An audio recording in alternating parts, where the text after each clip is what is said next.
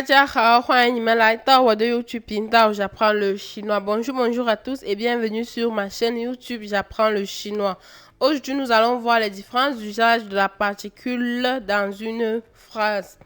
Alors, si tu es prêt, 我们开始。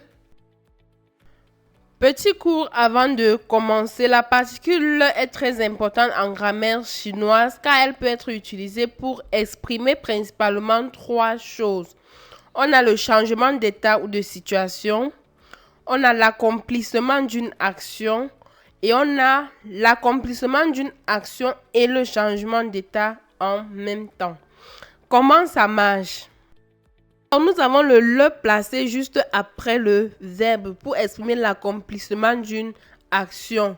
Le qui suit le verbe veut dire que l'action est terminée ou alors que l'action a eu lieu. La structure est donc la suivante. Sujet plus verbe plus le plus complément. On a des exemples. 我吃了饭, j'ai mangé, l'action est terminée. 他买了一辆车, il a acheté une voiture, l'action est terminée. 我昨天看了一部电影, j'ai regardé un film hier. Ici également, l'action est terminée. Donc, ici, le peut être placé à la fin de la phrase pour exprimer un changement d'état ou alors une situation nouvelle. Cela veut donc dire que la situation actuelle est différente de la situation d'avant. La structure est la suivante. Sujet plus verbe plus complément plus le. On a des exemples. Il fait froid. Donc, avant, il ne faisait pas froid, mais maintenant, il fait froid. Il a 30 ans. Avant, il n'avait pas 30 ans. Maintenant, il a 30 ans. Son âge a changé.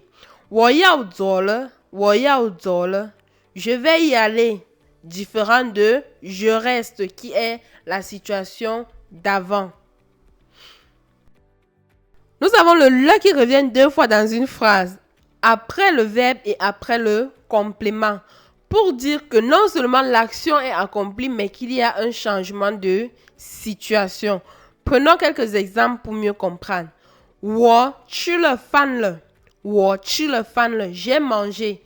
Non seulement l'action est accomplie, mais il y a changement de situation. Je n'ai plus faim. C'est la précision que nous donne cette phrase.